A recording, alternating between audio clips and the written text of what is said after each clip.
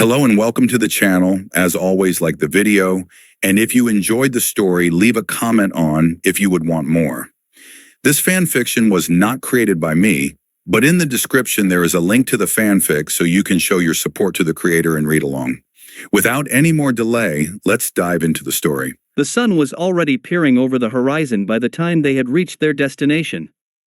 Though the only way he could tell was through the small slits of light that pierced through the canopy above like streams of gold. Other than that, the actually light level had barely changed from how it was previously. Of course, he did possess dark vision, so the current luminosity of the area was rather superficial to him. However, the fact that the ability was active proved that he still possessed his passive skills. Of course, that one skill being active didn't necessarily mean the rest were, so he had made a mental note to test them later on. Though with that being said, there really is a lot of foliage in a forest, isn't there? As someone who had come from a world where nature had been entirely desecrated before he had even been born, this seemingly idiotic question was excusable. He had seen images online of forest from before the planet had been destroyed by corporations, but never had he seen anything even remotely similar to this. Even the once famed Amazon could not compare to such lush greenery. It almost felt like the trees in the forest formed a massive web of branches and vines, with almost every single one touching at some point. Nature really is beautiful, isn't it? Even though the forest in VR were nice, they are all nothing when compared to this. I think one of our guildmates used to say things like that back in the day. I think it was Blue Planet, right? I can think about these things later. I need to be thinking about the important stuff right now. Now that the danger from before had been dealt with, and the shock of transferring worlds have passed, he finally had the clarity of mind to think about his situation. And in doing so, he had learned several key things about himself. For starters, now that he had transformed into his character from Yggdrasil, there were various things he had not considered about the body he now found himself in. His current form was vastly different from a human body, yet he could walk around in it as if he had always possessed it. He decided to attribute it to Yggdrasil's mechanics, as in human characters, even those without legs to speak of, could be maneuvered as if a person was walking as normal, though some possessed added difficulty. While he did not know if that was really the case, there was no point in worrying over what was decidedly a non-issue at the moment. The second was just how odd the body he found himself in was. Now that he was a plant-type heteromorph, his sense of touch was greatly diminished. When he brushed up against trees and plants, he could barely feel them at all. At one point he had pressed his arm onto a tree with quite a bit of force to see what the limits of touch was, however the tree was knocked over before he could conclude if he had felt anything different. As a last resort, he wanted to see if the sensation of pain was still present to truly conclude how the sensation had been affected. He wavered a bit, as human instinct causes one to avoid pain, but abandoned all thought to stab himself with one of the thorns on his body. The feeling while there was not quite what he would call pain. Discomfort was more apartment, he certainly felt it, but it did not feel like it usually would. Though the tiny sense of touch told him that this wasn't a dream, even if he had already guessed as much. All of these were things he should have noticed immediately, but because he had fallen into a panic, he had failed to realize it. Sheesh. I always used to tell my guildmates that anxiety is the seed of defeat and other such things, yet that was the first thing I did. Panic. Who do I think I am anyway? Though he felt it was right to chastise himself for that blunder, another part of him was saying he should be thankful that he only panicked that much after such a ridiculous scenario had occurred. Since I have time, I should go over what I've learned from him. He had been traveling alongside his elven companion for quite a while now, and had learned quite a few things about his immediate situation. They appeared to be common knowledge. And nothing was in it that he could say was useful to him in his current situation, but they were nice to know for future dealings. However, the most important piece of info to him was his current location. The Great Forest of Ivasha was the name of his current whereabouts. While it did not at all familiar to him, even he could not claim to know every location that existed within the game. However, when he asked him questions like, "Have you heard of Vanaheim?" he could practically see the question mark above his head.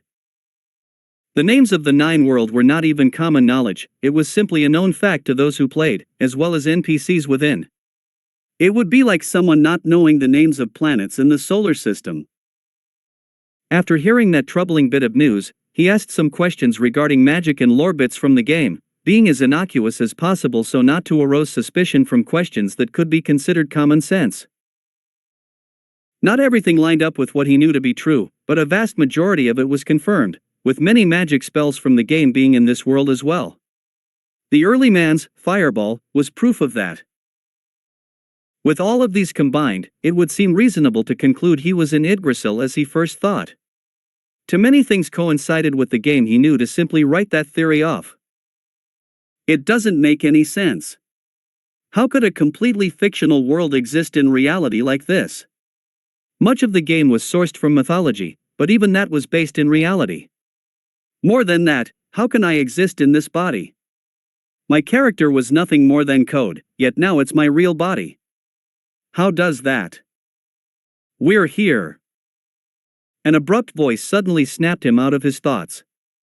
He felt somewhat thankful for this, as his head was starting to hurt from this enigma of a world, and chose to file those thoughts away for another day, and focus on what was before him now.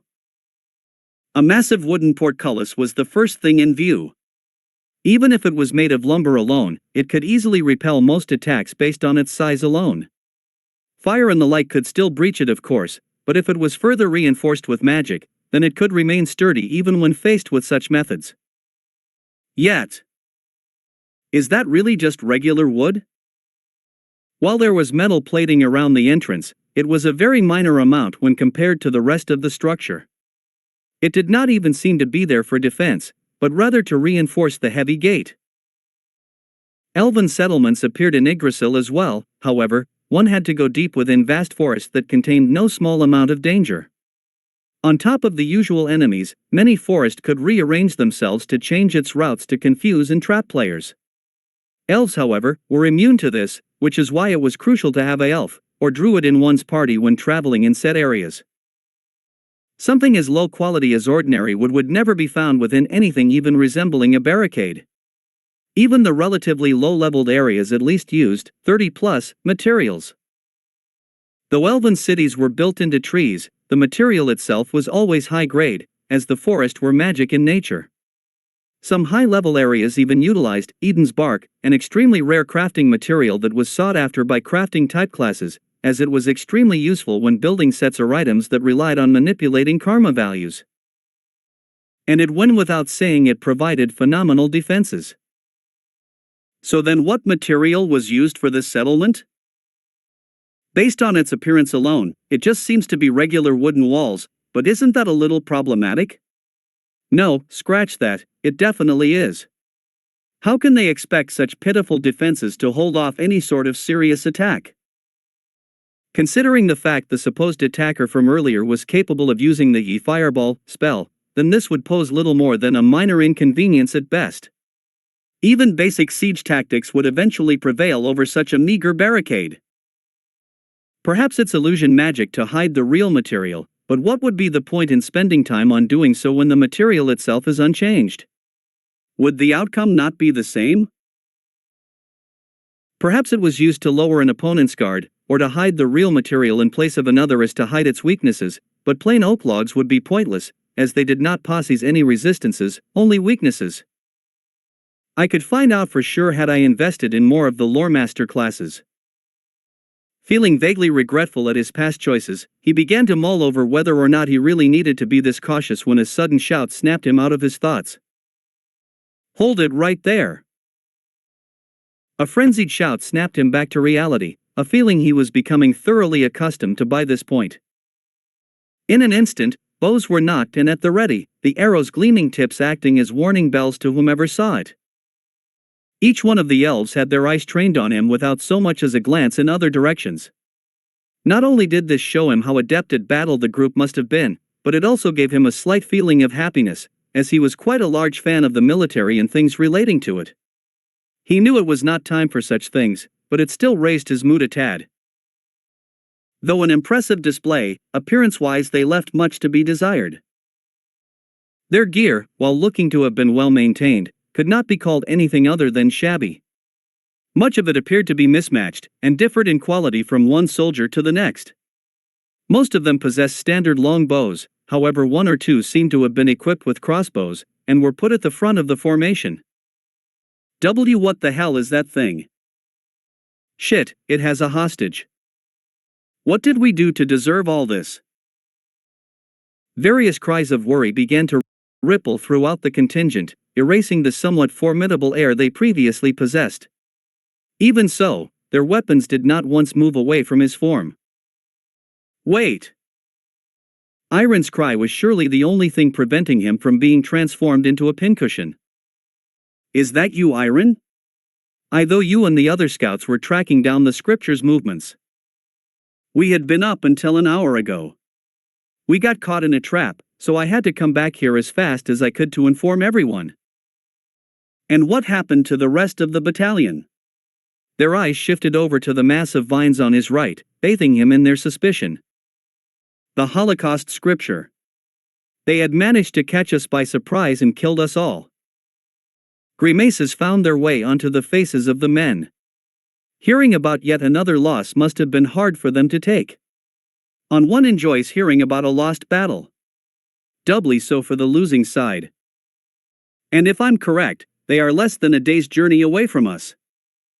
What? It would seem this news was a bolt from the blue.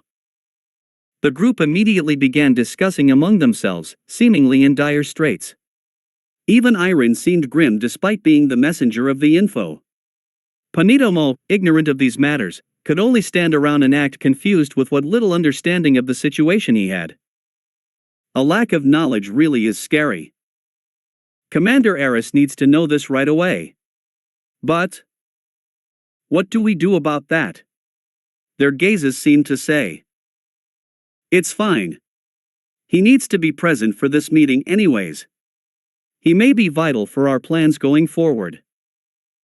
The soldiers looked to one another in nervousness, but eventually conceded, and the massive frame began to open, allowing them both entry to the wall's interior. Here goes nothing.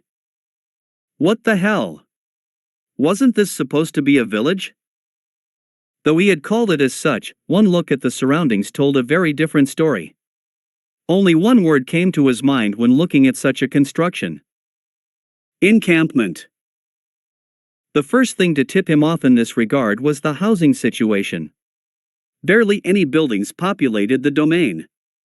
Practically none, in fact. While it was common knowledge that elves choose to live inside trees, so they could stay in harmony with nature, only one such home existed in this little hovel, but its purpose was unclear.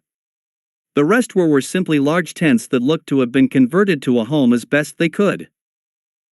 Various bits of war gear were scattered about in easily accessible places, such as nearby bedding areas or what looked to be a meal area. No matter how you looked at it, this was not a place that people would choose to live in. Clearly, something was amiss. Excuse me. Can I ask a question about this place? He would not necessarily be unhappy if he was denied. After all, revealing the secrets of one's base of operations was tantamount to surrender. Very well, what is it that you wish to know? His nervousness had not completely gone away, but perhaps the fact that they were now within his own territory helped in that regard. Thank you. But something has been bugging me since I first got here. You had mentioned that this place was a village, but based on its architecture, it seems like it is meant to be more of an outpost for war, correct? Though he had maintained a rather neutral face since the beginning, this sudden topic change must have brought out some very dark feelings from within his heart, as his expression quickly turned what could only be called feral. So even something like you could tell, huh? He spat those words out like poison. Though that attitude might garner some anger from the recipient, he was most likely not the target of his wrath. Though with no facial expression to speak of, his thoughts did not carry over to the other party. I'm sorry, I wasn't yelling at you. I just got caught up in my emotions is all. He ended the topic with a quick bit of nervous laughter. This being the first time he had ever seen the elf give any sort of intense emotions, he felt a slight bit of curiosity to the source of the plight. Giving into it, he decided to indulge himself on it.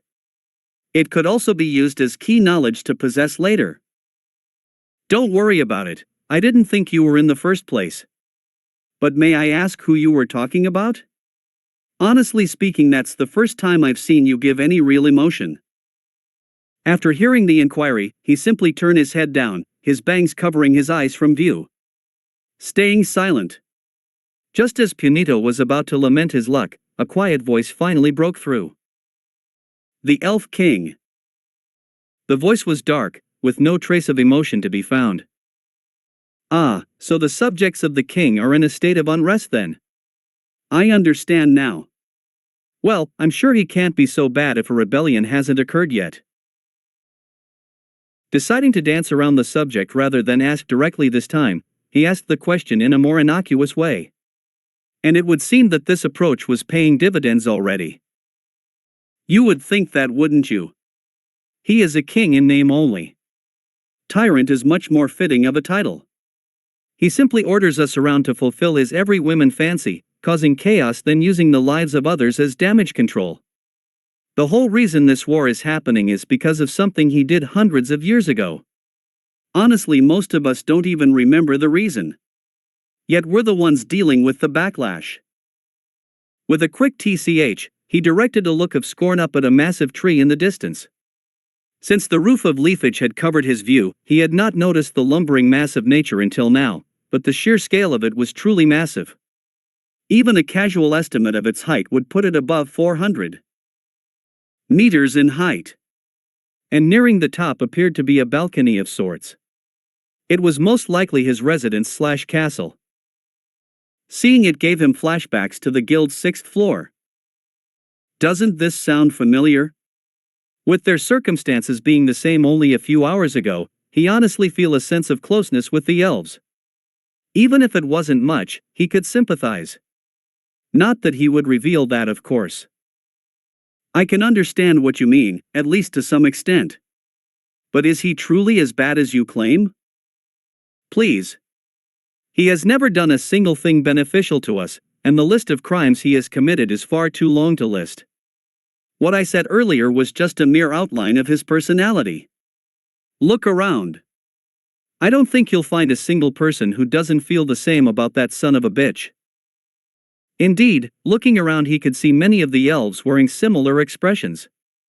Even if their face did not show it, a gleam of anger and resentment shone within their eyes. Then with this much dissent, why hasn't a revolt occurred yet? Hearing all this reminded him of his strategy games. Their happiness meter is at an all-time low. A curt bit of laughter was all he received in response. Don't you think we would have done that already if we wanted to? There is no point in attempting the impossible. Let me ask you a question. What do you think someone in his positions needs to keep such a large amount of hatred quelled? Seeing as this was the first time he had spoken to him with some level of casualness, he decided to play along and act accordingly. Maybe it would show him that he had no reason to fear him, or at least would calm his nerves.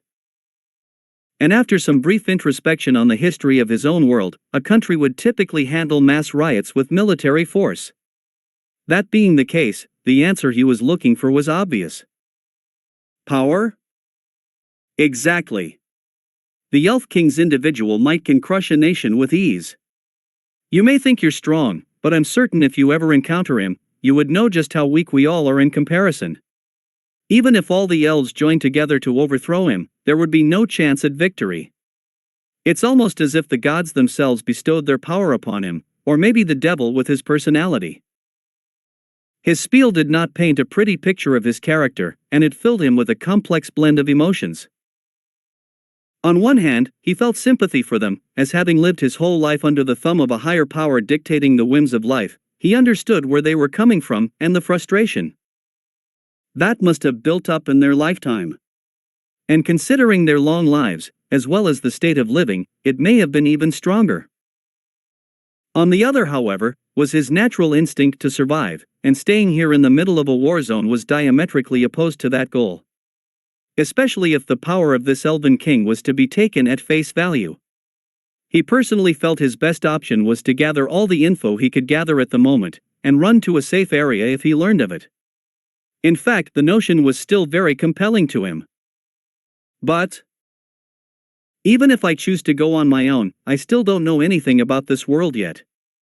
Chances are I would just get caught up in something no matter where I go, or die to an unknown threat. I have no gear, nothing to my name, and based on the reaction of elves so far, I would be attacked on sight. Honestly speaking, this situation I'm in might well be a miracle. Could he really throw away this God-given chance at gaining ground in this world at the prospect of safety? Well, I never was one for risk-taking, and I have even scolded friends back in the day for doing unnecessary things. But this isn't a simple game, it's real life. And if I don't take any risk, I will be unable to truly do much of anything. Even so, it really is dangerous. But we're just about there. Indeed, the duo's destination was now in view, and it would not be long at all before they entered, and when that happened, there would truly be no going back. He needed to make his decision. And that decision was: there are some things I must learn if I'm ever going to survive here. Even if I saved one of their own, it's clear they don't trust me very much at the moment, and that fact won't change no matter where I go. That being the case, I should start with some simple questions, then move on to more important matters. His mind being made up, he steeled himself for whatever was to come. Whatever happened to him in the future was solely due to this choice, and with that fact in mind, his chance of survival would depend on how he conducted himself and acted with these people in the future. His mental preparations complete, he opened the door. Have there been any new reports on the Holocaust scriptures movements as of late? A question rang out in the small room, destroying the stillness in the air beforehand. However, the question was not asked with any sense of urgency or even anything resembling the seriousness those words should have warranted. Rather, it was spoken with the casualness one would see in a meetup between friends. Though it may have been from the fatigue of hearing saying it so many times. Though it had been known for quite a long time that the theocracy's Holocaust scripture had entered the fray, their exact positioning was difficult to pin down, as in addition to guerrilla tactics of their own, they also possess spells such as invisibility, which immediately made them superior in that regard. No ma'am. The scouting squad we had sent out only deployed yesterday, and they won't be back until tomorrow. Of course I'm sure you knew that, as you were the one who sent them out. She had already known what the answer would be before she had even asked the question, just as she had the previous 2 times she had said it. Unfortunately, the miracle reply that would cast all her worries away had yet to come. Yes, but can't you give me a better answer? I can only take so much disappointment, you know? Only if you can give me a better question. While one would normally not dare take this attitude with their superior, the elves had all formed a sense of camaraderie in this war, as they all suffered under the same cruel leader. I've also been meaning to ask this Folia-sama, but have you been getting enough rest? I don't mean to pry, but the dark ring around your eyes speak for themselves. Not to mention your appearance as well, unbefitting of your status at the moment. Humph. Do you really think either of those things matter at a time like this? Excessive rest should only be given to the most important people here, and I'm expendable. Rather, if I actually did take that advice, my workload would be double the amount you already see. Looking at the desk, he could certainly see her point. She had to constantly keep track of both casualties, current supplies and materials, the enemy's current position, and various other things. Her secretary helped where he could. But he felt as if his only job was to bring her more work, since all he gathered then info she utilized. Honestly, his position felt more militaristic than hers at times, since he dealt with a lot of the day-to-day reports and going-ons of the armies. In all likelihood, she has probably done more work today than the king has done in his entire life. And his other point was also moot in the face of her argument. Elves were naturally more beautiful than the races of man, which was a large reason they were so sought after for slavery. This being the case, they did not need to spend as much time on grooming as a human might. Of course, they could still appear unkempt or unattractive.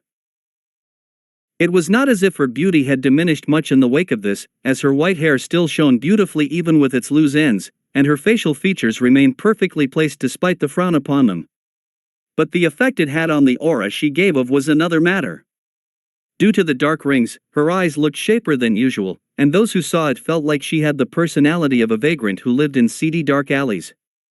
Of course, they couldn't exactly socialize with other races, circumstances being as they are, so it didn't really matter in the grand scheme of things.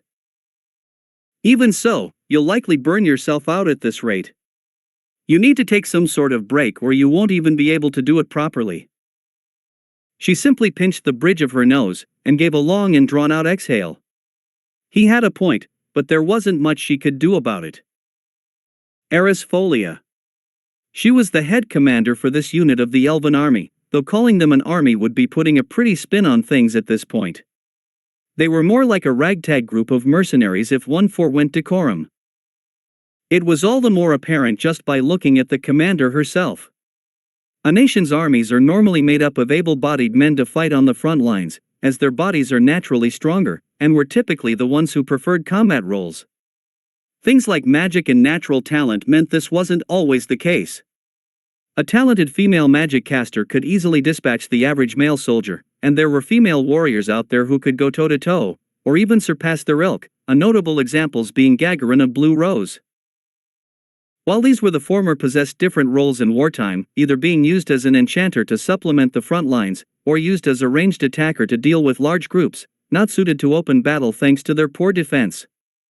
As for the latter, people who could reach that height of power were extremely rare, and would be better of using their talents on other things.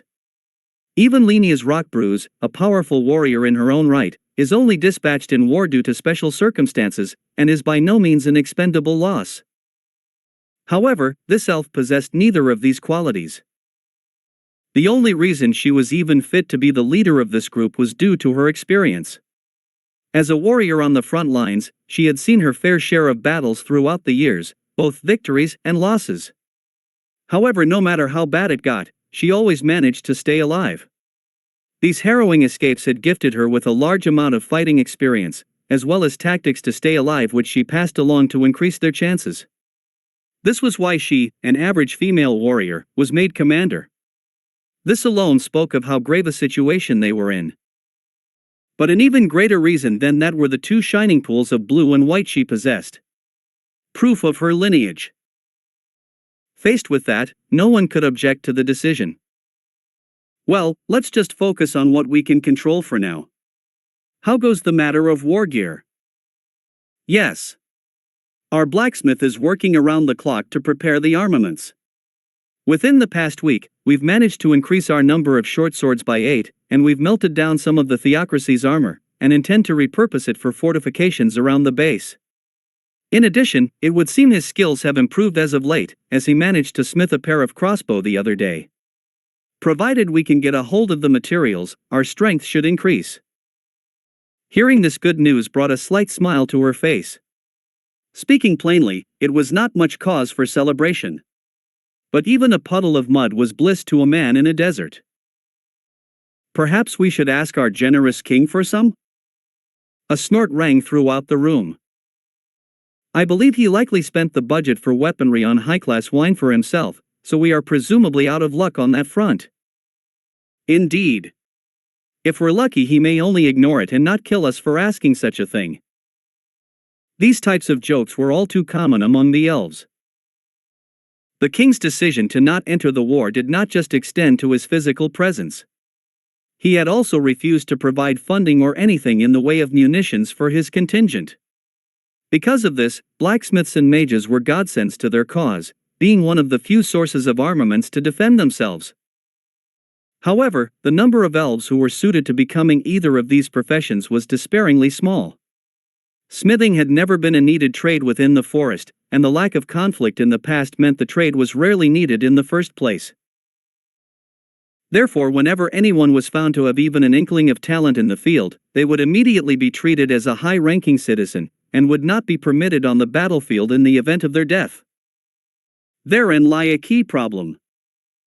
The Theocracy boasted both a numerical, strength, and equipment advantage against the elves. They were beaten in every facet imaginable, and it was only through tactics they survived this long.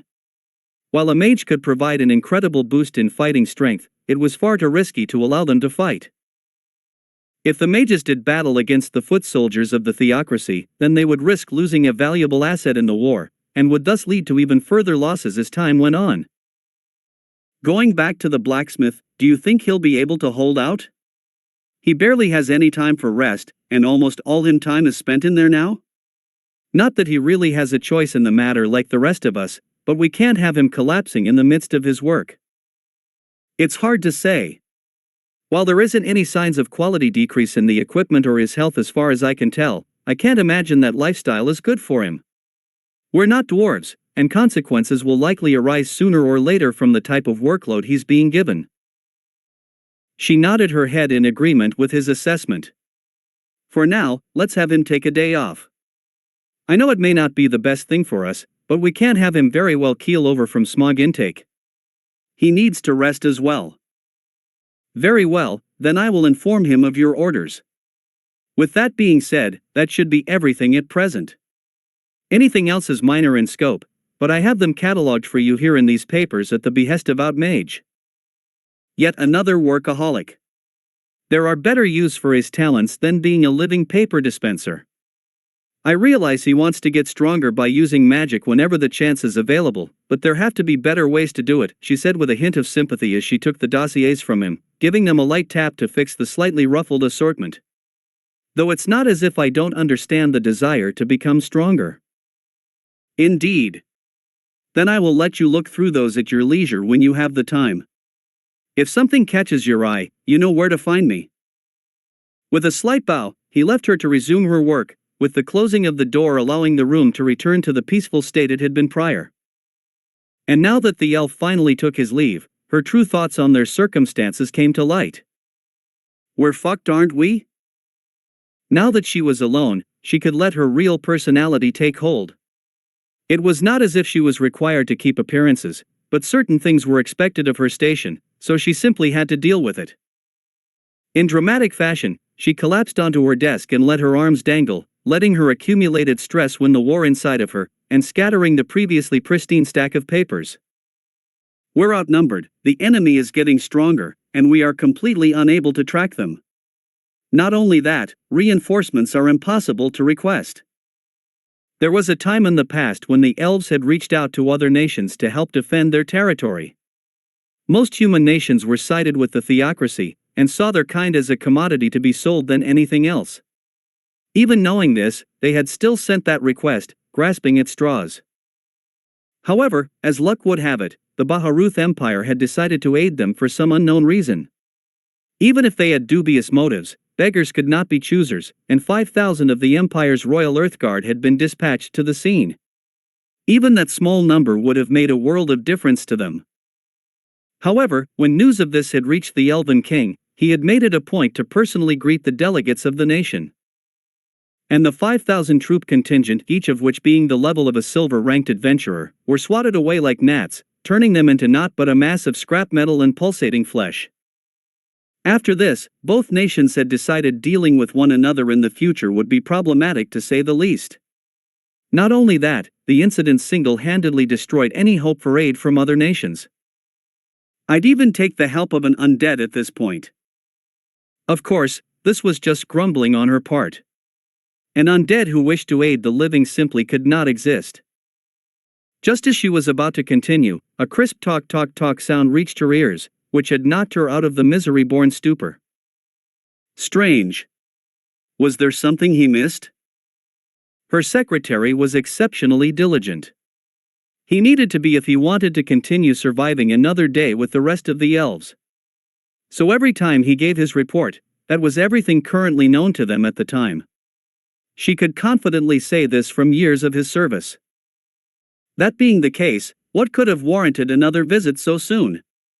And it was rare that any infantry would actively seek her out. Did he just get some urgent news? Knowing our history, it can't be good. Can't the light of salvation show itself to us already? With a sigh and bitter smile, she prepared herself to be let down yet again, and gave her permission to allow her guest access after reorganizing the strewn documents. Enter. However, no amount of preparation could have readied her for what entered the room.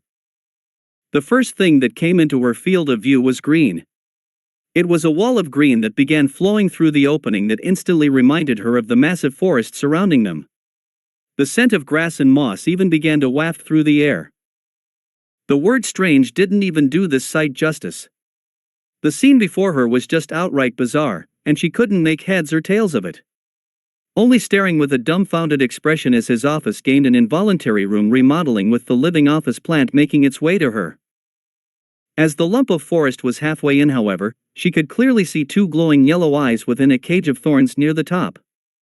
As if that were a puzzle piece being slotted into place, her mind began to make sense of the mass, seeing it was not a mere wall of foliage, but a life forms made from it.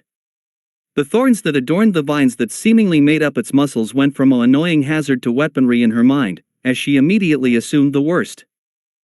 Immediately springing into action, she scrambled to get her hand to her waist to pull out her sidearm, immediately getting into a combat stance. Wait! Don't attack Folia-sama. Right as she was about to strike, an elf burst through the small amount of space between the door frame and the monster, holding its arms out to stop her attack. He was a rather young for an elf, giving him a rather petite frame, yet he was not very childlike, as he had passed 100 years of age. He was merely on the cusp of leaving his prepubescent years, and was just barely at an age that was acceptable to fight at. Though she could not claim to know every elf by heart, his stature made it very easy to discern his identity. Iron. You should be out in the field right now. What is the meaning of this? And what is this thing? The theocracy had found us out in the field, and I was the only one who managed to escape. I had received the aid from this creature and it requested I bring it here. He had to stop and take a breath multiple times throughout the meager explanation. Likely the stress of stopping the commander from making the first move. Hearing the utterly ridiculous statement, her eye began to twitch slightly. It wasn't as if cooperation with native species in the forest didn't exist, though it was quite limited in scope. It wasn't so much mutual cooperation as it was a ceasefire in the grand scheme of things. However, that only extended to things like dryads and other sentient beings. Hell, even some of the forest kings and animals could be reasoned with. Massive hulking beast of vine and thorn did not fit within that description. Seeing her confusion at his words, he gave himself some time to gather his thoughts and breath, before giving a more in-depth explanation of what had happened. Allow me to explain. He began to give her a briefing in what had occurred over the past few hours. However, when he had gotten to the casualties from the theocracy, she began to grit her teeth in anger at yet another loss. How much more do we need to lose for that bastard to step up and take action? Does he want us to go extinct? The audible grinding from her teeth gave all who could hear a description of her feelings on the matter better than words ever could.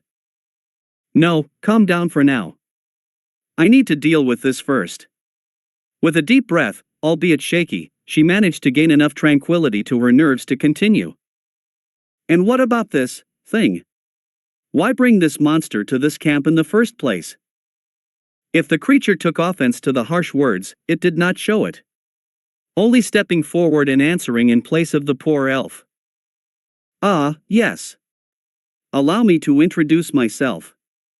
I am Tsu, a simple forest spirit. I happened to encounter this boy while he was being attacked, and stepped in to rescue him in his time of need. In return, I had asked him to bring me back with him to ask a few questions. After hearing such ludicrous words, she could only turn to the one responsible for all this, who was wordlessly moving his arms, in a way that seemed to say, "This wasn't my fault, I had no choice." Is that so? Her gaze narrowed, scanning the figure up and down, as if she was trying to see evil intentions somehow. And what would a monster like you have to gain from doing such a thing? What's your motive here? She asked, finally sheathing her sword back into its holster. He simply shrugged his shoulders as he gave his reply. Goodwill, maybe? An eyebrow cocked up at lightning speeds, and her mouth took the shape of a carrot. Body language that were clear-cut indicators of her inner thoughts. Utter bullshit. Well, even if you want to act that way, it is still somewhat the truth. But you are right in assuming I had some ulterior motives. I'll speak plainly, I want information. Information could very well mean life or death in a war, and only a fool would give it out for free. Therefore, depending on what he asked for, could be very dangerous. She threw the idea out as quickly as it came. The theocracy would never work with other races. More than likely this was unrelated to. What kind of information? We can get into specifics later. But the main thing I'm looking for is the general strength of monsters or people in the area, as well as some simple explanations on the enemy you're fighting, as it would benefit me to know how powerful they are. There are other minor things as well, but some of them have already been answered from just being here. The latter wasn't too bad, as it wasn't exactly a secret to most people. Of course, depending on how much info it wanted was another problem, but since it had been rather evasive in its request so far, she could use that as an excuse if they didn't give it what it was looking for. However, the former was quite a strange thing to ask. Why would you need to know how strong the beasts of the forest are if you live in it? Or are you trying to say you don't come from around the forest? If you were a recently created monster, I could understand, but I cannot say. Or rather, you wouldn't believe me even if I did say it. The vagueness of that statement only added to the suspicions she had on this thing. This was going nowhere fast. I'll be the one to decide that. You do realize you are in the heart of my encampment, correct? I feel like I am owed at least that minimal amount of information for peace of mind. I still won't say anything. I simply can't trust you with that information. The audacity. Here they were, in the heart of their village-cum-base of operations, and he was for all intents and purposes, an outsider.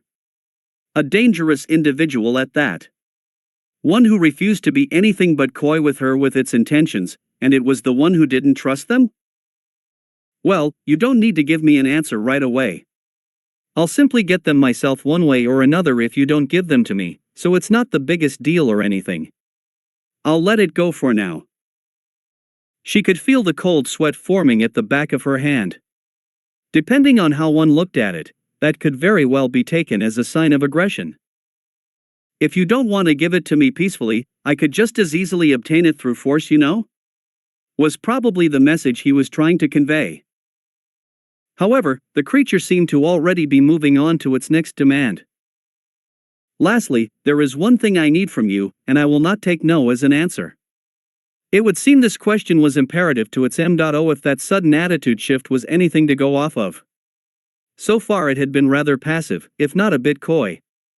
The sudden aggressiveness must have meant what he was about to ask was a rather heavy demand. Do you happen to have a map of the surrounding area? It doesn't even have to be too complex, just a simple outline with names will do. With the motive revealed, his attitude was understandable. After all, maps were a vital point when it came to conflict. However, it wasn't as if they had anything worth hiding in them with the ones they had on hand. In reality, his bare minimum specifications was the best map they had available. Even the locations of the other camps were not on it, since it would be dangerous for the theocracy to get a hold of it. Fine. There should be one near the center of the base that we can have you look at. And we will discuss amongst ourselves about the information before we reveal anything. I'll have someone inform you on our decision by the end of the day. I will call my secretary, Myrn, to lead you to it once you leave. If that is all, then I will leave you to it while I speak with my subordinate. Thank you for your understanding. Then I shall leave it to you. She couldn't see his expression, given he had no face to speak of, but somehow she could tell he was smiling. What kind of smile though was, however, remained to be seen. Once they were sure he was out of earshot, she wasted no time unleashing the verbal assault she had been withholding. How she managed to keep her voice at such a level pitch was beyond him, however. Are you completely insane? Probably, but that's besides the point.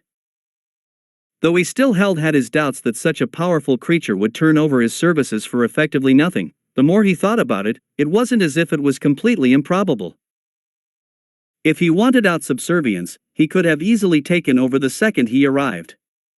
It's not like we haven't worked with other creatures beforehand, but our cooperation has always been mutually beneficial. What could such a being possibly want from us that it couldn't obtain on its own? The more he thought about it, the more ridiculous the notion seemed. In all likelihood, it was probably creating some scheme to gain their trust and enslave the entire forest. Something like that seemed more plausible than a random act of goodwill. There was no such thing as a free lunch, and as far as he could tell, there was no price given on his aid. All that thing had told him was it wanted information, but what kind of information was a complete mystery to him. It had asked some questions on their way to this place, but he couldn't make head or tails of them. They were either things that were generally common knowledge, such as magic, or odd questions of places and knowledge he had never heard of. He was out of his depth. Faced with that fact, he only sighed deeply before giving his honest feelings on the matter. "Look, I'm just as worried as you are, but what choice do we have? If that creature had not shown up when it did, I would have died, and we would have no way of knowing the theocracy has gotten this far in. Even in the worst-case scenario of this being an elaborate ruse to take over the forest, and by extension, us, it's effectively swapping tyrants. The Elf King is leading us to ruin as it is." Her face warped as if she had just bitten into molded fruit. It was a hard pill to swallow, and accepting it was even harder.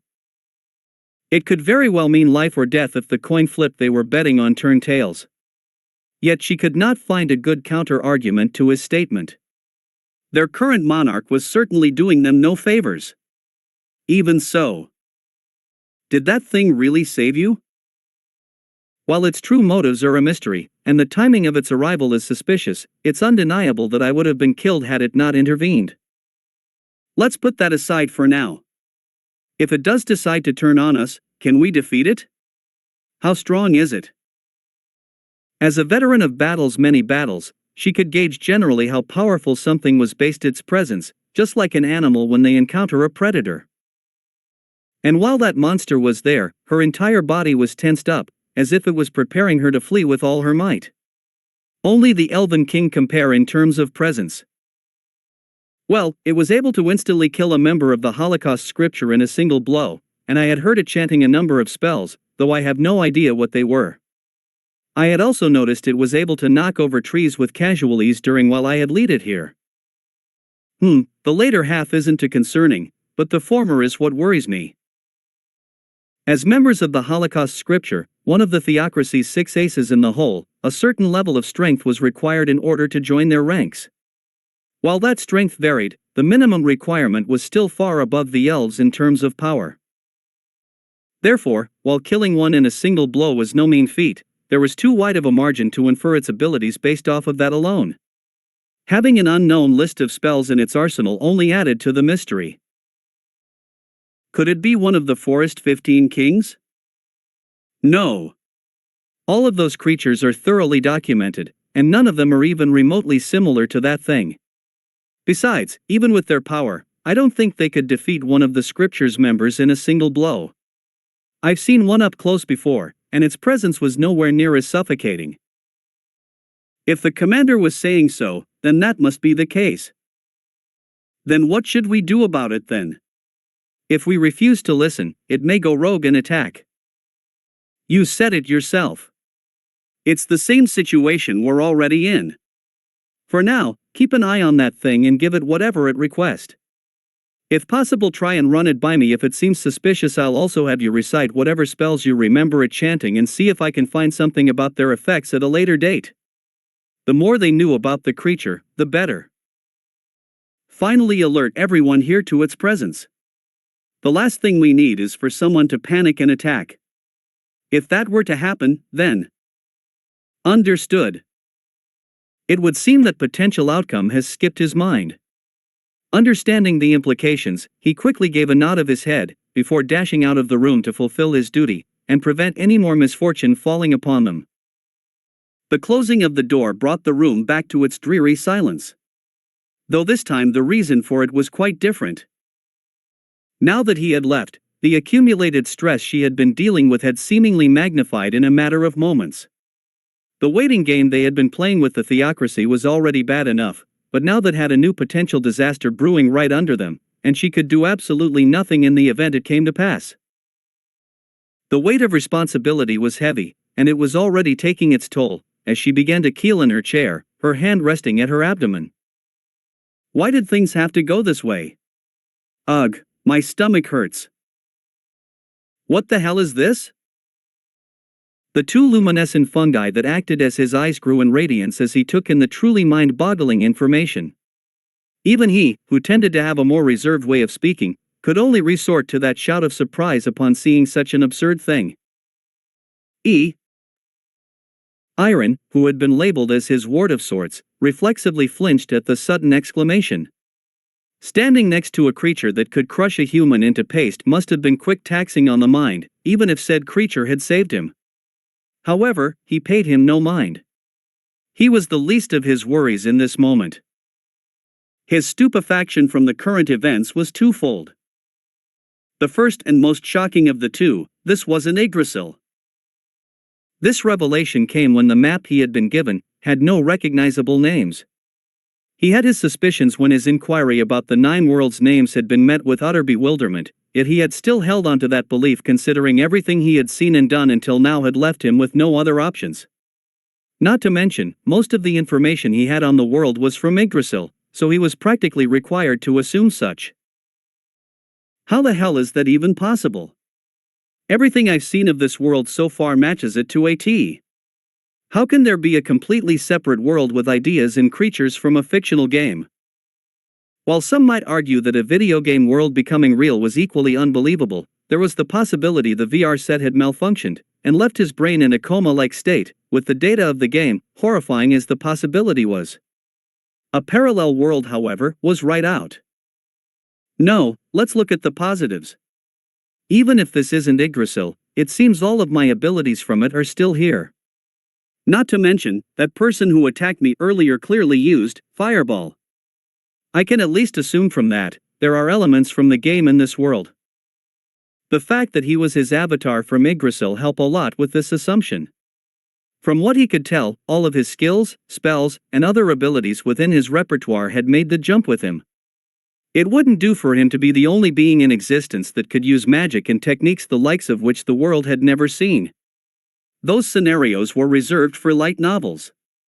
The idea of being some sort of chosen one was not realistic, and certainly not something he would be viewing himself as. That was the correct mindset he needed to adopt. If he can use these abilities, so can others. What's more, the way he was transferred to this world was by selecting Yggdrasil's icon from his VR set. That would at least imply this new world he found himself in was at least in part related to the game. But couldn't that also mean other Yggdrasil players are also here? Before he could fall into a spiral of rationales, he quickly shook his head. It was a bad habit of his to try and solve everything at once. A thought for another time. Just focus on what's in front of you for now. Now that he was back to his usual, composed self, he was able to more accurately take in the information before him. And as a direct consequence, led him to his next roadblock. The map itself. If this is really the intelligence they're working with, then it's a wonder they've managed to last this long. Even though he had been the one to say it, the lack of info on the map he'd been giving was so despairingly small, he honestly thought there was some kind of plot going on to deceive him when he had first received it. I've seen more detailed maps on a children's placemat. All of the countries were crudely drawn, with no structure at all. Borders seemed to be drawn with a mixture of memory and guesswork, while things like city names were practically non-existent, with few exceptions. Topography of an area was extremely important during war times. It could mean life or death in certain situations, especially during wartime. Being able to plan routes, scout enemy positions, and knowing the locations of allies were only a small fraction of their uses. None of these could apply to this example that would surely make any geographer cry. Considering there is practically no information for me to work with here, there shouldn't be any problem with me asking for some more details. Unless, this actually was all planned, and they wanted me to ask them? He tossed the idea almost as soon as it formed. This was, quite literally, their only map. Unless there was some major conspiracy in the works beyond his imagination, they just really were that lacking in supplies. Damn it, I guess I do need their intel right now. I wanted to avoid relying on them too much. But seeing as this truly is an unknown world, then maybe all the knowledge I thought I had from Yggdrasil is trash now. Even if spells and skills remain the same, who's to say everything else hasn't changed? For example, creatures from Yggdrasil had very defined weaknesses and positives. The undead's weakness to holy and fire being a notable example. But what if those things simply didn't exist in this world? While a bear might be weak to piercing damage in a game, it isn't as if a real-life bear would be hurt more by a spear than a sword. Though there was no proof for that claim, he couldn't simply write it off either. If he tried to use his prior tactics, only to find out he had been poisoned with untrue knowledge, he could very easily be killed by a powerful enemy. Another thing of note was the fact he had not played the game seriously in quite some time.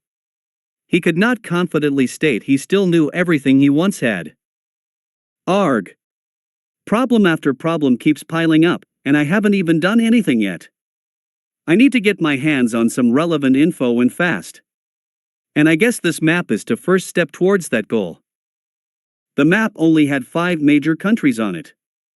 There were minor settlements and small nations scribbled in brackets, but considering the lack of borders, they were likely something akin to sovereign states or vassals and the like. That, or they were just small settlements calling themselves nations. However, they were of little use for now. What he really wanted was knowledge on the larger states. The Riestai's kingdom to the north. The Holy Kingdom to the west. The Baharuth Empire to the east. The neighboring slain theocracy. And lastly, the Elven country itself. There were other sections of the map as well, but they seemed to be rough guesses, with some sections merely being scribbled out, and being labeled things like city-state, and the like. While he would have liked to get some more concrete info on them, that could wait for another day. It was not a pressing issue at the moment. However, that was enough guesswork. It was time to look for his answers. Only so much could be gleaned from what were effectively blobs on a piece of paper after all. It would only add to their suspicion if he was staring at it for too long. Excuse me. Yes. What do you need? The clearly high-strung elf snapped to attention in an instant, stumbling on his words from the pressure of being the new object of interest.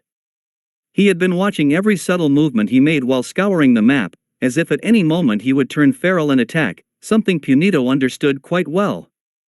It was wise to be nervous of an unknown variable that was stronger than oneself.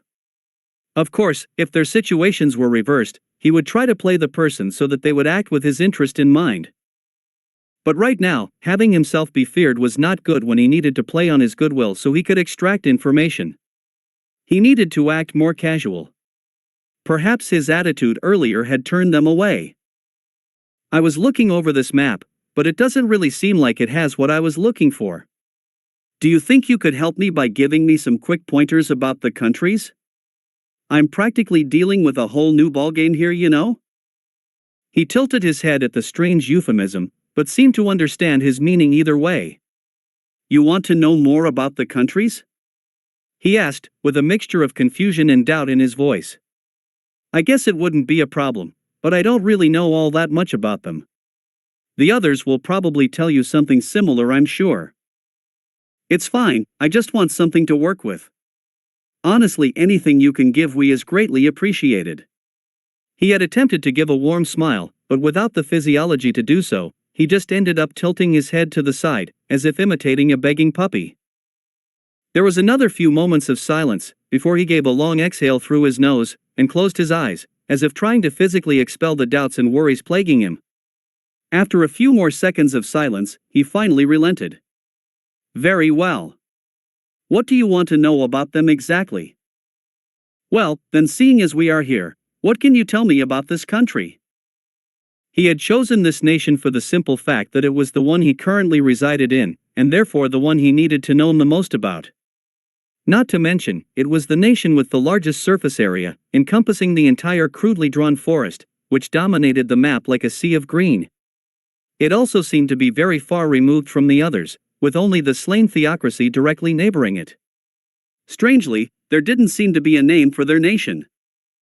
If this elf had any common sense, he would hide truly important information in his summary, but nonetheless he began the lesson of the finer points of life in the forest. And Punito was all ears for his Elvish Culture 101 elective. For starters, we currently stand within the Great Forest of Ivashah. Though we elves have taken it as our nation, Eveshai is not the name of country itself, but rather the forest that surrounds us. Settlements like this one are few and far between, with the capital being the only point of interest, as well as the only true settlement. That being the case, the king never gave the nation a name, and the elves who live in the elf villages never needed to use one. True settlement? Wouldn't this place be large enough to be considered a proper residence with its size, he had asked, to which Iron had responded in the negative. Though he did not know the exact population here, it seemed like it was at least over 1,000. That should easily have it classified as a large village if you went by the traditional meaning. Rather than a village, these are just outposts that are only used for war.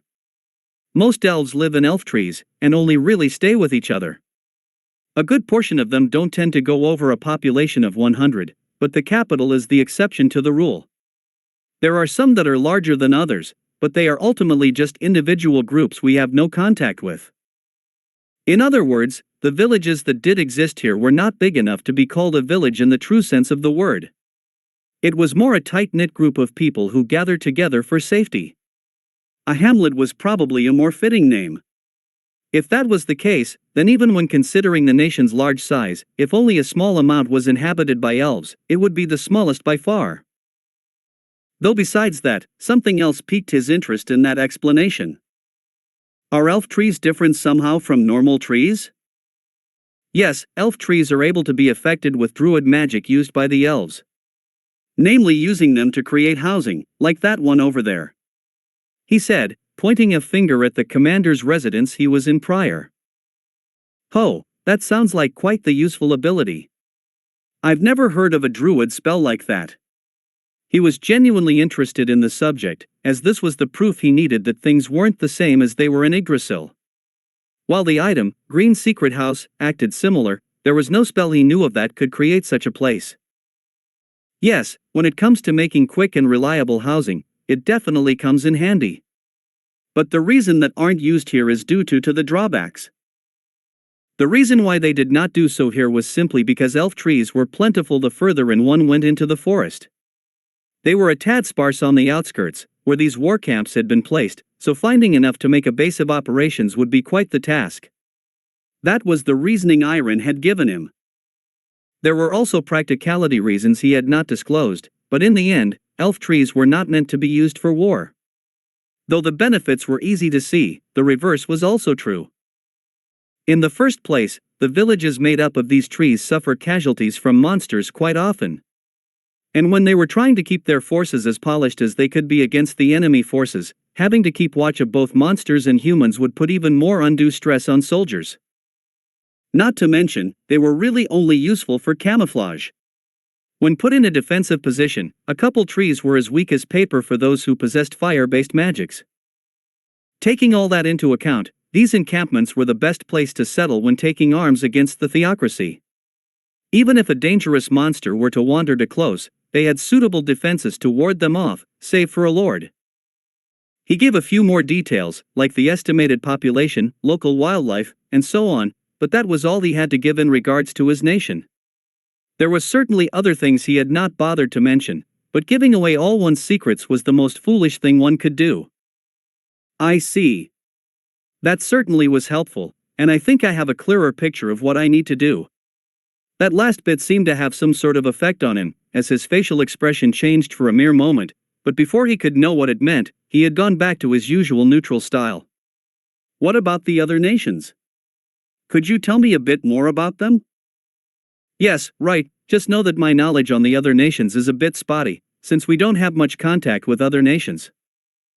After saying so, he went into the next nation, known as the Baharuth Empire.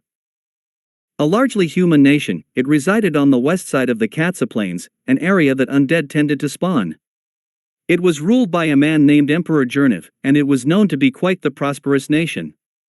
While non-humans did reside there, it was still very rare to see one, with their population being too small to put the difference in numbers.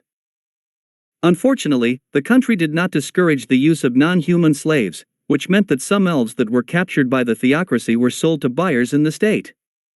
The fact that they did such a thing put a damper on any potential alliance or friendliness between the nations, however.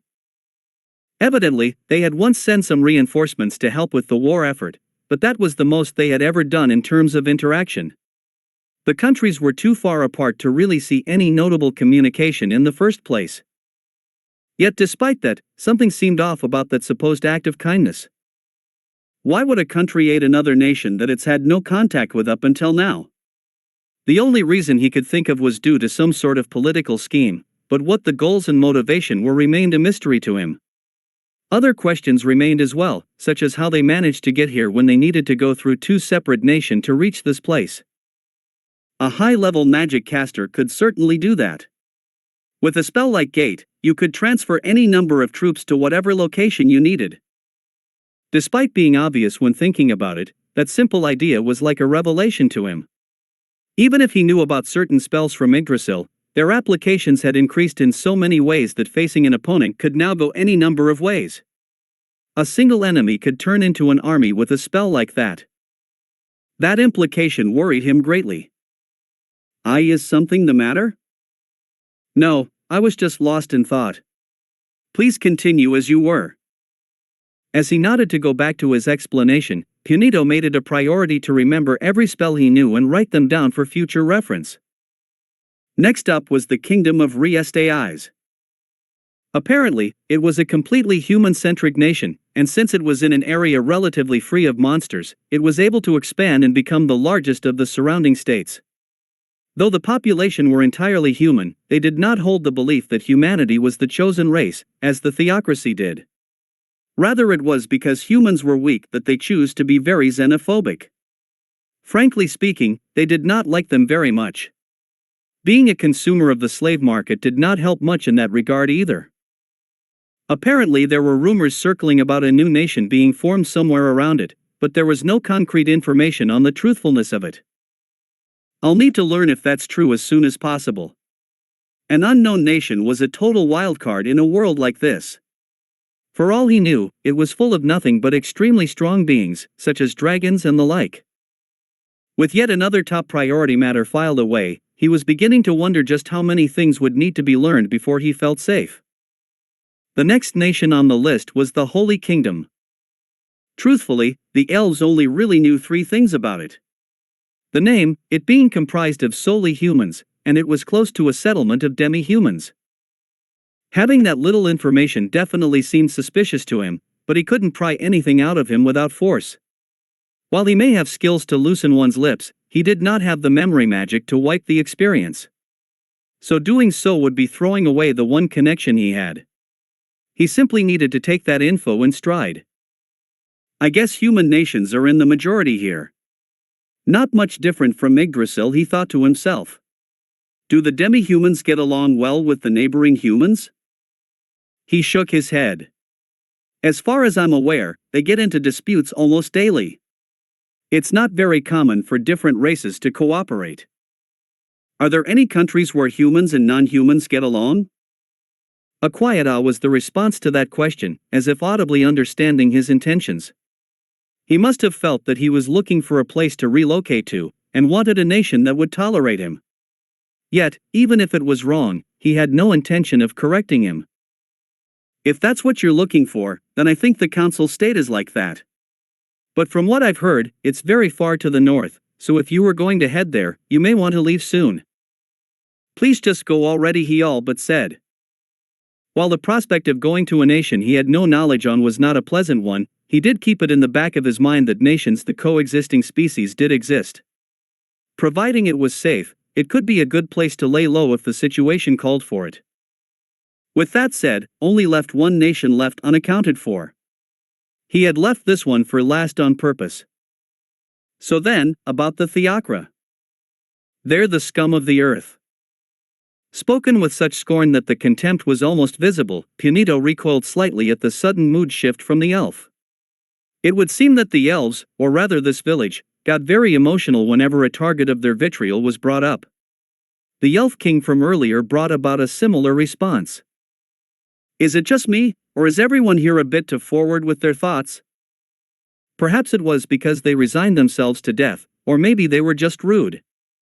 Either way, having them be this forthright with their thoughts gave him some clarity on how things were viewed by them at the very least. If the only country neighboring them is currently engaged in a war, then is this over territory?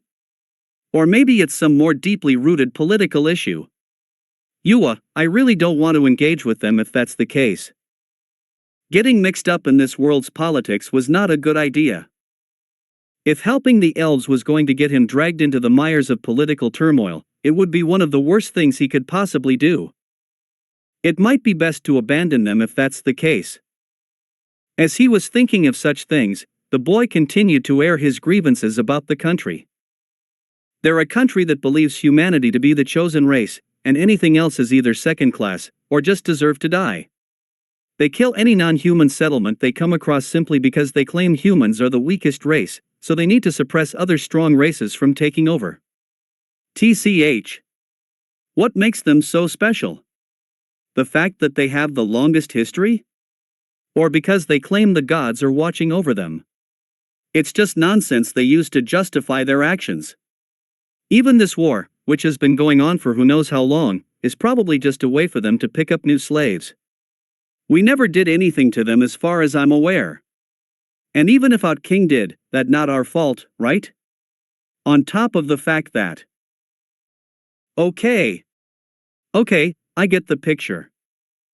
While most of the information was trivial, and he was even starting to try and tune him out, there was something in that spiel that he could not ignore.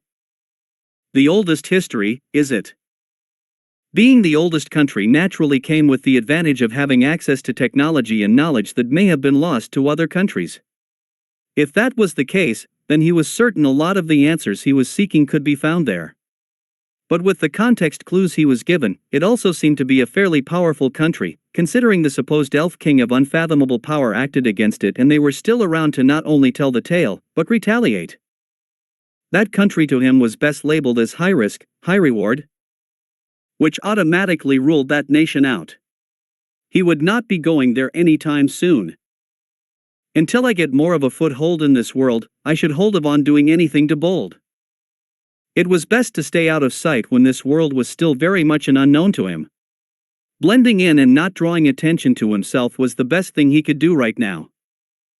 That's about all I really know about the surrounding countries. The commander may know more, but it's not like we have time to learn about the others. We have our hands full as it is. Having learned his fill of the world he now occupied, he could start to formulate the beginnings of a plan. The first step of which involved what nation he should be heading towards.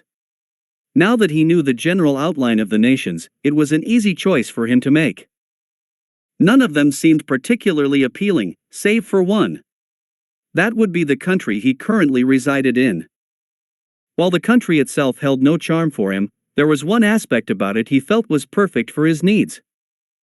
Rather than stay in the elves' territory that had already been established, he would begin setting up within the great forest of Eva Shah.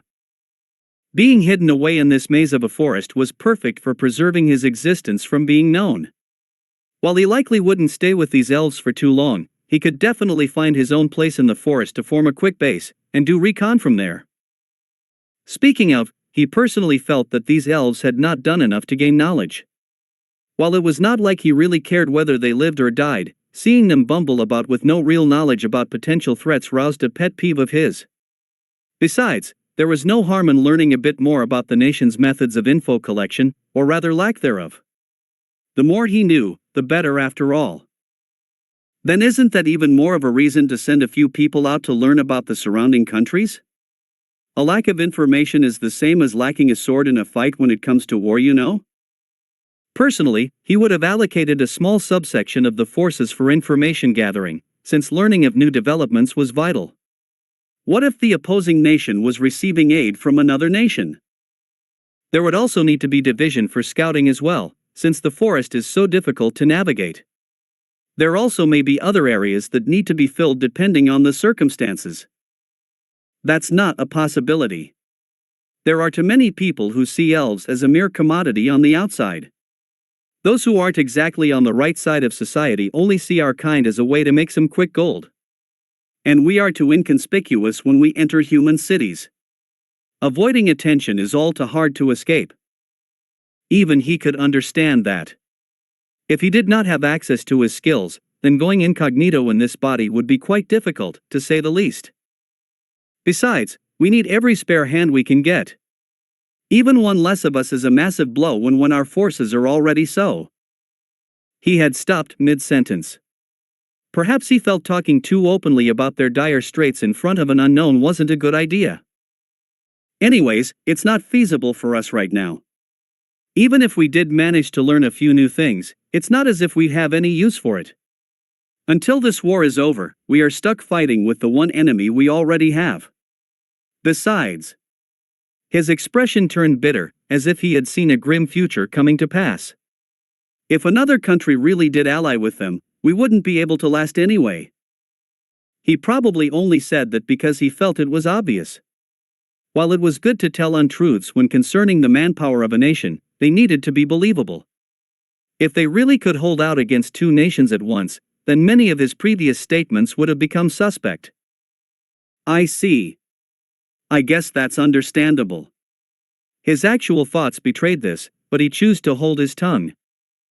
Well, then wow. Before he could finish his though, a large amount of movement was caught in his peripheral. It appeared that the camp's population was converging to a single point. More than likely they were gathering to discuss the matter of the theocracy, but it also seemed like they were grabbing weapons and suiting up, which was not exactly typical procedure for these sorts of things. That sort or behavior could only mean one thing. Are they preparing for something? For the oncoming forces, naturally.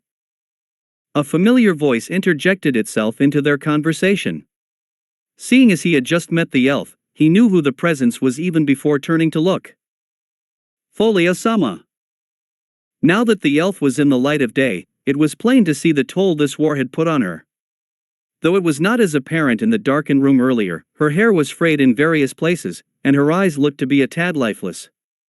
It honestly reminded him a bit of workers back on Earth. Even if that wasn't exclusive to her, being the head of the unit certainly placed increased stress upon her. While he could not claim to have ever been in a life or death situation, it was clearly taxing to one's mental state.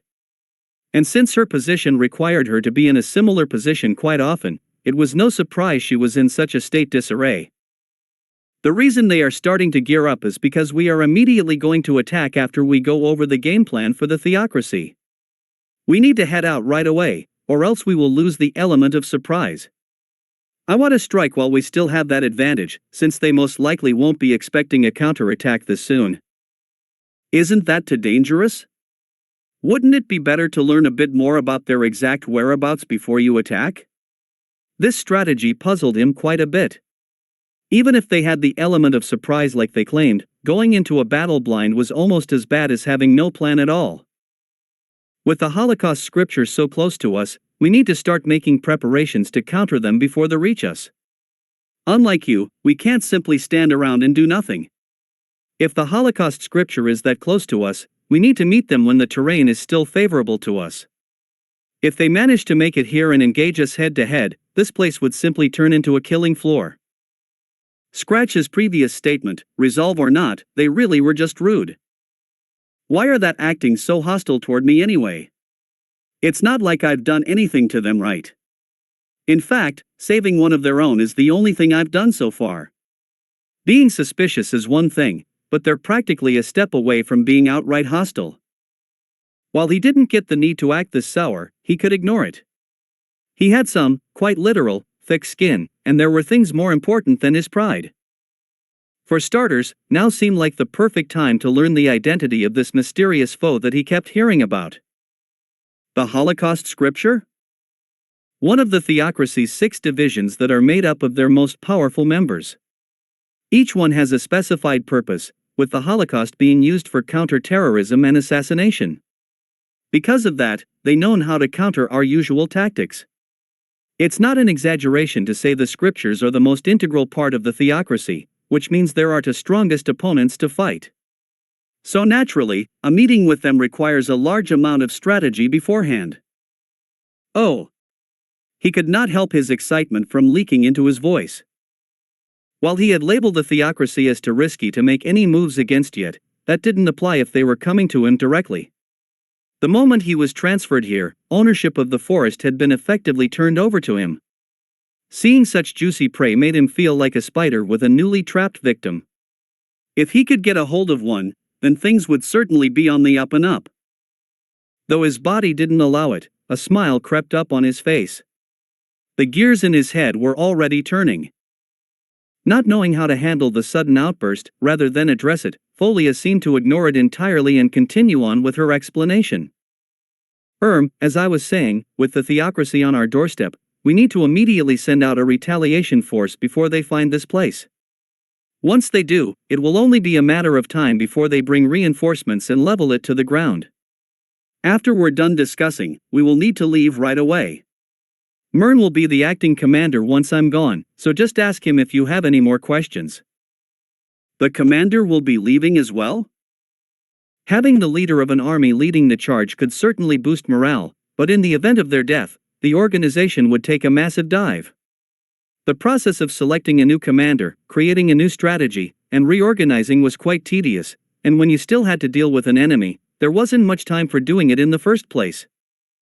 While he was going to say something, he stopped himself before he did something foolish. In addition, there was a certain look within her eyes, one that held an emotion he could not quite place, but besides that, there was a fierce determination, which told him no matter what he said, she would not listen.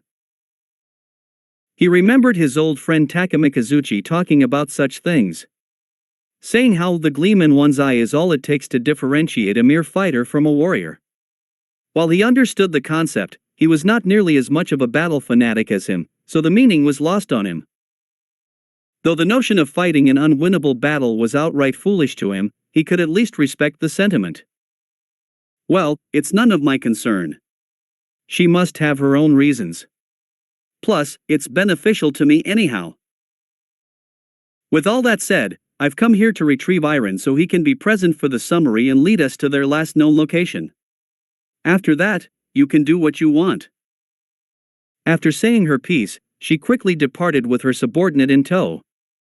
If he left them to their own devices, then once this meeting was over, there was a good chance he would never see them again. Morale seemed to be quite low at the moment, and if they were truly so outclassed, then even a win would entail heavy losses. Luckily for them, this battle would be quite different than they had imagined. Hold on a minute. Though she did stop, her body was still facing the other direction, clearly implying that she had no time for any inane speak. If he did not catch her attention, she may very well leave on the spot.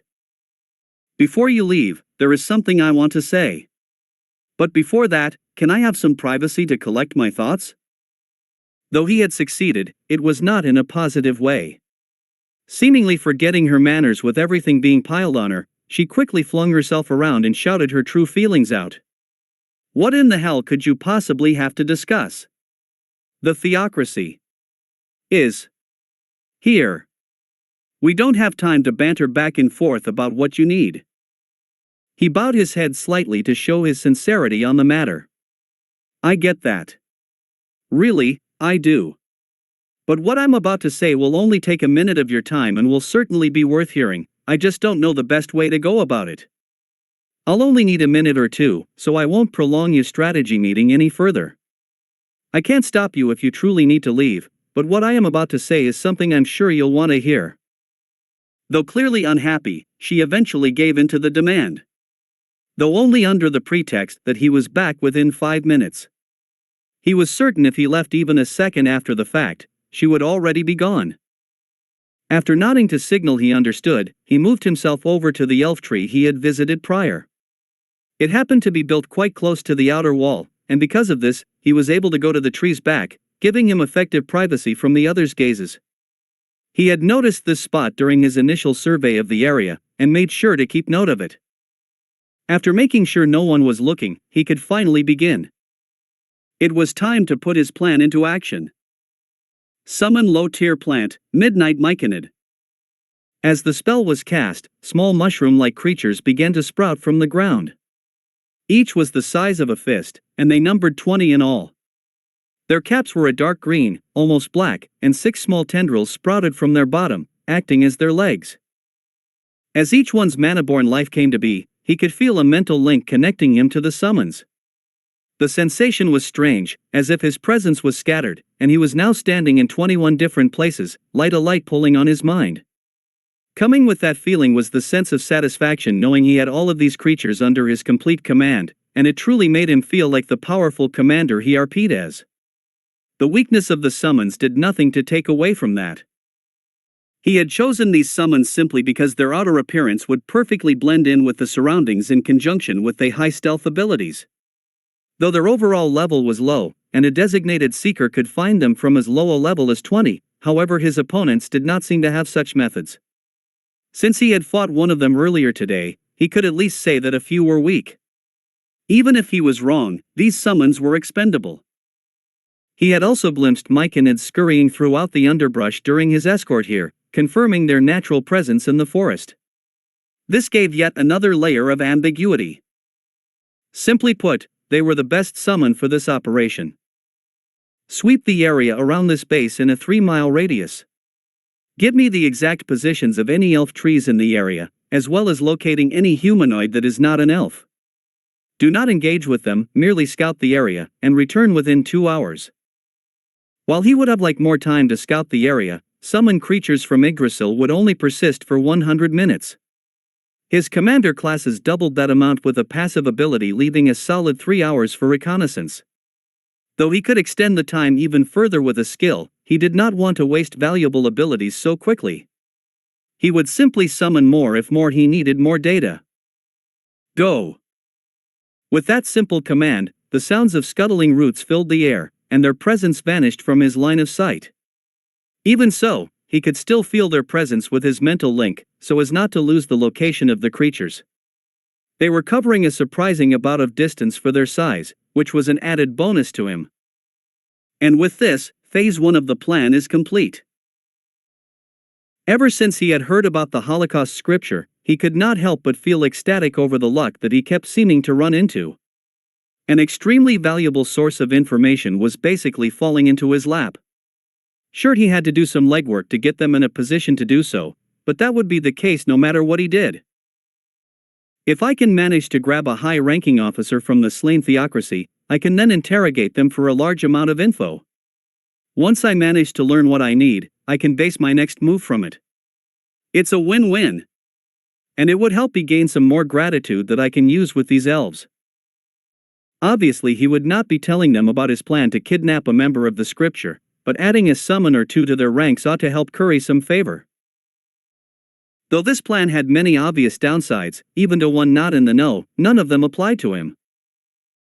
For starters, if an important figure from a nation was taken hostage or killed during wartime, there would no doubt be repercussions in the form of reinforcements to rescue or avenge them. This was doubly so if an entire section of the state's affairs were to go missing. But if when this did inevitably come to pass, he would be safe from any and all repercussions. The only people who were aware of his existence were these elves. And he had no intention of heading onto the open battlefield himself. That way, even if someone rivaling him in strength was sent their way, it would be them he was searching for, and not him. And if it looked like the elves were going to be interrogated, well, there were ways to deal with things like that. In other words, no matter what happened, he could shift the blame onto the elves and leave if the situation was too dangerous to get involved with. If they wanted to voice complaints, he had leverage in the form of his assistants. Therefore, he could simply shrug off whatever they had to say. All I wanted was to help you since you looked like you needed it. I had no idea something like this could happen, or something to that effect. He was certain that no matter what opinions they held of him in their minds, him being a master strategist was not one of them. So they would be much more likely to believe that excuse. It's perfect. Now that the groundwork had been placed, all that was left was to start cultivating. When he got back, the two elves seemed to be discussing something rather urgently, but once they noticed he was coming back into view, the chit-chat quickly ended, and they placed their full attention on him once more. He was not stupid. It was plain to see none of them trusted him, or else they wouldn't have been so on guard. But he did not resent them for it. Rather, if that had been openly accepting of him, he may have had more of an issue. Even he would be incredibly suspicious of an unknown player wandering around his base. The fact that they were trying to placate him, which made him feel like a wild animal, so he would leave, actually increased his opinion of them. Yet, at the end of the day, they were merely a group of people he barely knew. If they ended up dying as a result of their decision to work with him, they would only have themselves to blame. You're back. That was faster than I thought. So tell me, what is so important that we need to put our planning on hold? We don't have much time to waste. As always, she chose to not beat around the bush, and cut straight to the heart of the matter. While she was correct in getting upset, since every wasted moment was a moment the enemy was able to get closer, what was said in response finally seemed to shut her up. I'd like to make a deal with you. That's it for today. Remember to show your support to the creator of this story if you enjoyed it. If you would like more parts of the story to be uploaded, leave a comment and subscribe to get notified when the story continues. Bye-bye for now, and I hope that you all have a wonderful rest of your day.